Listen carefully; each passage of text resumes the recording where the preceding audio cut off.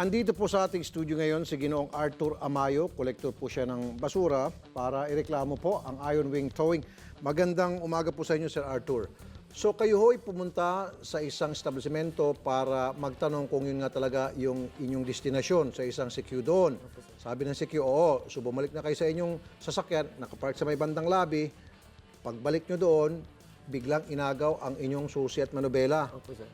Nung mga pahinante ng Iron Towing, tatlo sila. Opo, sir. Tatlo po. Tapos ang sabi sa inyo, kausapin nyo yung Pinaka-head po nila, pinaka-head.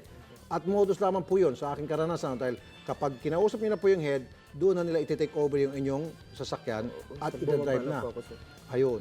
So, Pagbaba ko po, pa-under na po nila, sir. Buntik pa nga ako sagasaan, sir. muntik kayong makasagasaan Sasagasaan po ako, at sir. nakita ko kanina yung inyong cellphone basag. Opo, sir. Bakit ito nabasag pati cellphone? Naupo na po nila, sir. Sir. Okay, naiyak ka na tuloy. Sige, di bali ho, pangako, kukunin natin yung sasakyan, mababalik po yung inyong cellphone, bago na, at wala ko kayong babayaran. Okay, para sa problemang ito, makakausap natin ang may-ari ng Iron Wing Towing na si Nelson Demandan. Magandang hapon po, Sir Nelson. Umaga. Mr. Demandan? Sir, Hello. Good morning. good morning. Sir, yung pong sasakyan ni Mr. Amayo, carjacking pong estilo ng pagto. Marami pong testigo. And then pangalawa, sir, yung kanyang pong cellphone nabasag. So, pwede po ba, sir, palitan po yung kanyang cellphone and then pakibalik po yung kanyang sasakyan at wala po siyang babayaran ni Cinco? Sige po, sir. Ganito po, sir. Tawag ako doon kay Armin kasi para mapaliwanag din natin. Siyempre, mga tao naman natin kung talaga mali, hindi natin kukonsintihin yan. Sir, matanong ko, yung tao nyo ba mga adik? Nagsasyabu ba yan? Hindi, sir. Nagpapaano po sila, drug test, MMDA. Hindi, kasi sir, kung hindi po adik, yung sasakyan, hindi naman ho nakakabalandra, nakakaabala sa daloy ng trapiko. B, yung po ay sa loob ng isang building at mismo yung mga sikyo magpapatunay. And then C, aagawin ba naman yung pong susi at manubela, hindi yung ganun ang tamang pagtuto. So, ibig sabihin, drug addict po yung mga tao ninyo, sir.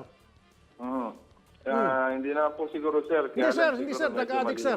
Sir, drug addict. Kasi kung hindi po addict yung mga tao ninyo, unless kung tinuruan nyo na ganun po ang kanila magiging actuation, then hindi sila addict. Kung turo nyo po yun na maging ala carjacker sa pagto ng mga sasakyan. Turo nyo ba yun, sir? Hindi naman po, Okay, sir. so kung hindi nyo po sila tinuruan ng ganong masamang sistema, then mga addict sila. Alin sa dalawa? Tinuruan mo o addict sila? Hindi ko po sila tinuruan. So, addict sila kung hindi mo sila tinuruan. Tama. Hindi, sir. Sige Hindi po, nakakatawa, sir. sir. Hindi nakakatawa. Huwag tayong tumawa. Seryosong usapan to. Apa. Sir, so ibabalik yung cellphone niya po. Papalitan niyo po ng bago. Sige, sir. Tatawag ko doon sa opisina. Naka-impound na po ba ngayon? Andito po ngayon itong complainant. Sasamahan po namin sa MMDA. Sa gusto niyo po, papalitan yung kanyang cellphone na nabasag ng inyong mga addict na tauhan. And then B, kailangan po maibalik yung kanyang FX nang wala siyang babayaran ni Cinco. And C, makinig kayo, kakausapin ko MMDA para masuspindi po ang inyo pong prangkisa. Okay, sir? Makinig kayo. Hindi ako Sige. nagbibiro. Seryoso ako. MMDA Chairman, Attorney Emerson Carlos, magandang umaga po, sir, Attorney. Magandang umaga at magandang umaga po sa mga nakikinig sa inyo. Opo. Sir, pakisuspindi lang po muna ito pong prangkisa ng Iron Towing kasi nga po, stilong carjacking po yung ginawa nilang pangtotow dito po sa sasakyan ni Mr. Amayo. Pwede ba, sir? Narinig ko yung mga huling portion ng pag-uusap nyo nitong Iron Towing po ba ito? Opo, At opo. apparently, yung complaint may driver naman at tinow biglang yung sasakyan. Opo.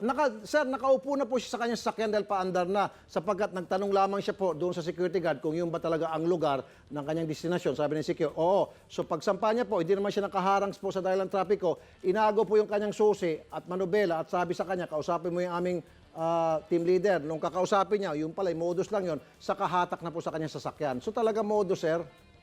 ano talagang yan yung mga ayaw natin mga towing operations. Maling-mali po yan dahil ang tinotow lang po natin ay yung definitely abandoned na sasakyan. Yes, sir. Kung may driver naman po talaga yan, talagang hindi pwedeng itow talaga yan. Tikitan nila pwede kung ano mang violation. Kaso, sir, wala silang kasamang- Pero hindi pwedeng itikitan to.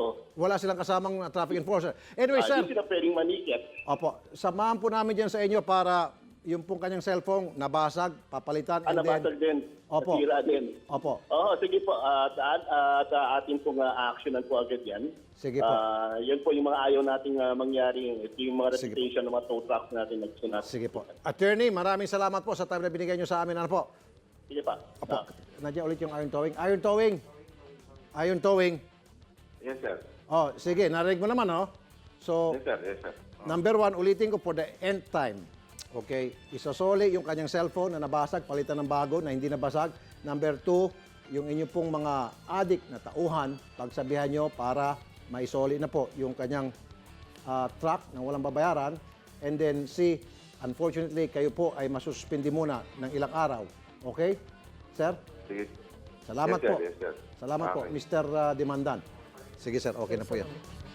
Diyan muna kayo, sasama namin kayo pagkatapos ng programang ito, okay? Sige po. Be sure to come back. Use 5 everywhere. Copyright 2016.